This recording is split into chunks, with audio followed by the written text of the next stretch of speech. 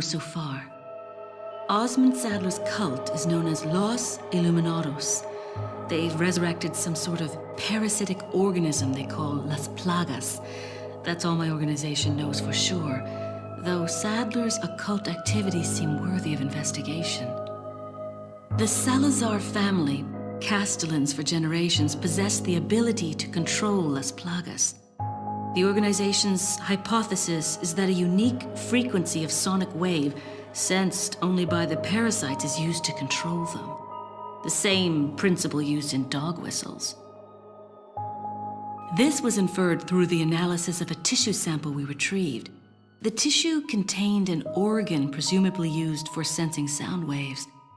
I've seen cult members carrying ceremonial rods, and I wonder if they emit these sounds. Of course, this is purely theoretical.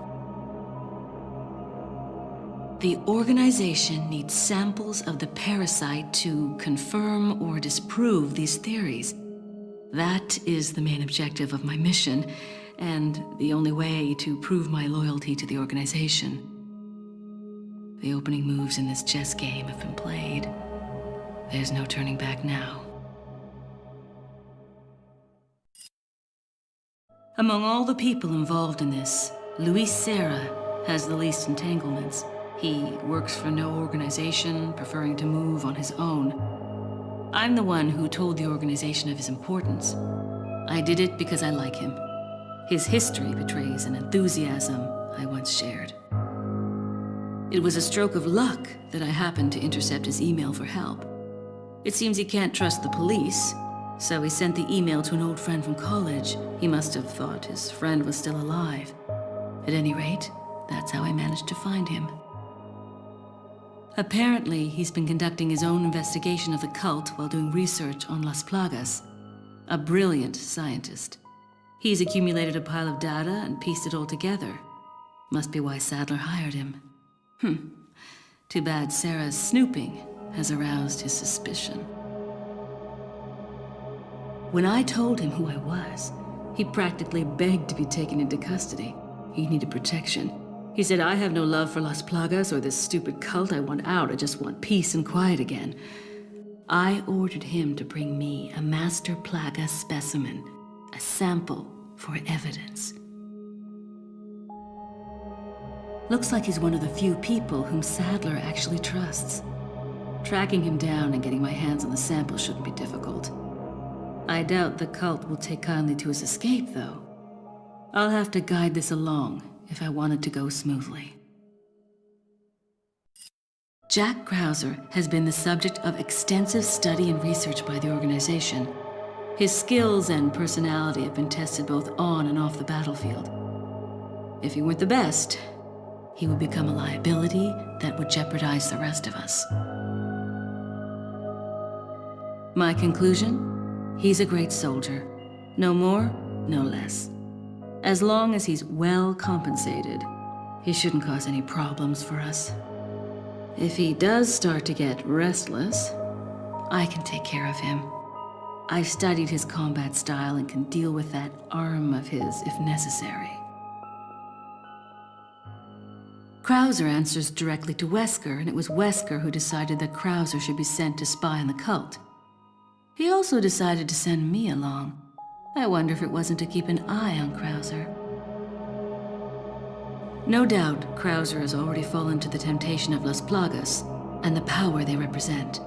This could have dire consequences for the organization. On some level, however, this may be a necessary development, as his role is to disrupt this farce of a play. That said, the stage and its players will ultimately come crashing down in the end. Bad luck for him. But he'll play the patsy in the end and take the fall for all of us. That's why I need to make sure things keep going exactly as they are. Leon S. Kennedy, perhaps the most essential part of this mission. This story wouldn't be complete without him and his formidable survival skills. He has what it takes to survive against overwhelming odds. I've seen him do it before. And he's improved since then. Practically a genius, he has smarts and he knows how to use them. On top of that, his service as a government agent has toughened him up. I'll work behind the scenes to make him think he's the primary player here, though it may be naive of me to think that'll be easy. Considering the involvement of both Sadler and Krauser, the possibility of unforeseen problems is there. But I need him in the supporting role for me to achieve my goals. I'll do whatever it takes to keep him in his place and make this all go smoothly. Of course, his role didn't exist at all until a few months ago. Back then, my role was much simpler too. But that was before the president's daughter was abducted and Leon was dispatched alone to find her. Talk about a major script revision. I don't think I need to worry. Leon's been through worse and always comes up smelling like roses. His consistent luck is part of the reason why I have absolute and unshakable faith in my vision of what's in store for him. It wasn't easy, but I'd say the mission was a success. Getting my hands on the sample was my initial objective after all. But I've sent Wesker a different present, just as the organization ordered. Pretending to work with him was entertaining. Albert Wesker. I wonder where he's headed next. Something tells me this whole affair has just been a taste of what he's got in store. To him, Umbrella represented power.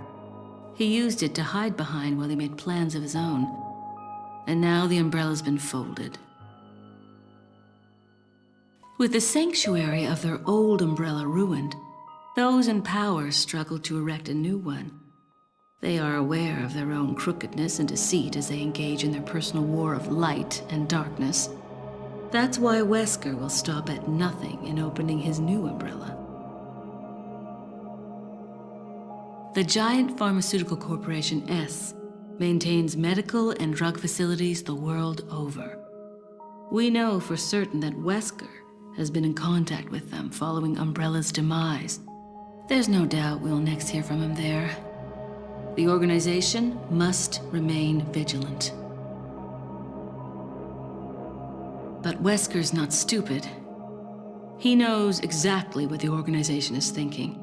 He and I still have time to continue our little game of cat and mouse before the next move is played. This mission may be over, but the battle is just beginning.